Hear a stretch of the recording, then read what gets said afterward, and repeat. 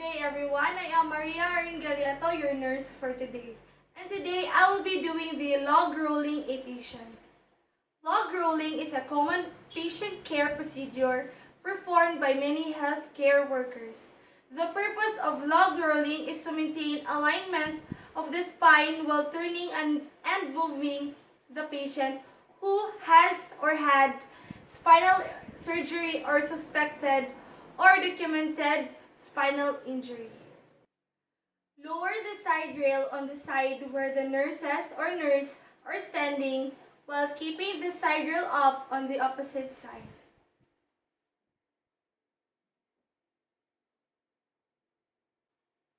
Position one staff member at the patient's head and shoulder level. Position another person at in the patient's hips. If three staff members are needed, position one at the shoulders, one at the waist, and the third at the thigh level.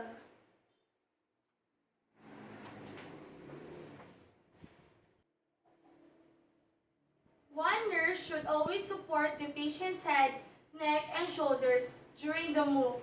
The move is smooth so that the head and hips are always kept in alignment.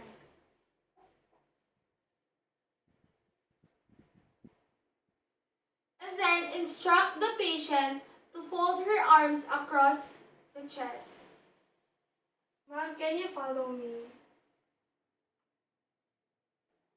Place a pillow between the patient's knees.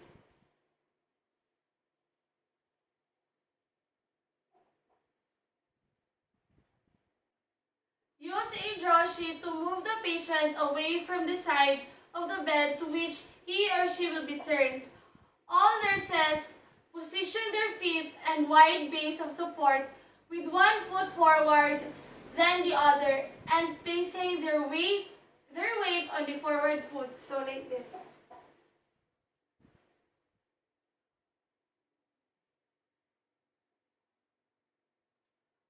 All nurses bend from the hips and position their hands evenly along the length of the draw sheet. Then pull the patient towards them in unison.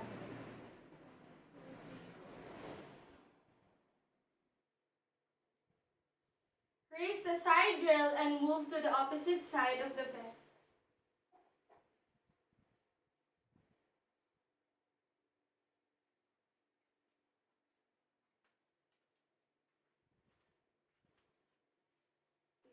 Lower the side rail on the new side. Face the patient and then one nurse places his hands on the patient's shoulder and waist, while the other one holds the patient's feet, while another continues to support the patient's head, neck, and shoulders the whole time.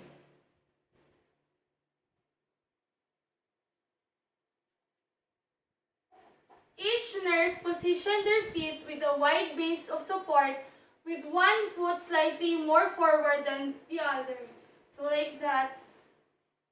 The nurse holding the patient's head and neck act as a team leader and count to 3, and then the nurse turns the patient on the designed side, turning or moving the patient as a single unit. 1, 2, 3. All nurses flex their knees and hips and shift their weight to the back foot on the count of 3. Make sure to support the patient's head as the patient is being rolled.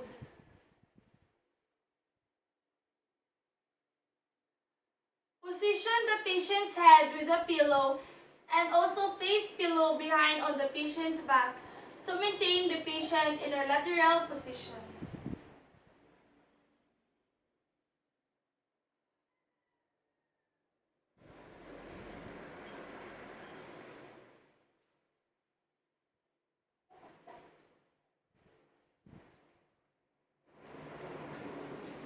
Place the bed in a low position and raise the side rail.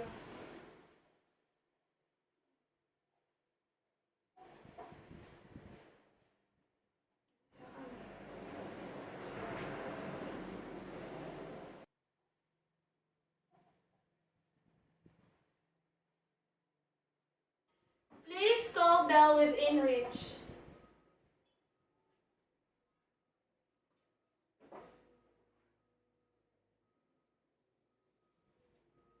Evaluate the patient body alignment and comfort.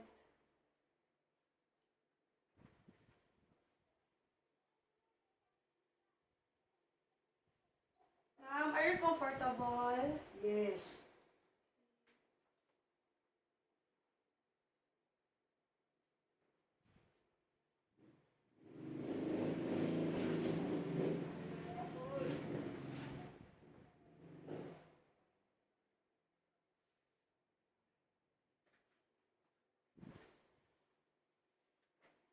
Evaluate for injuries.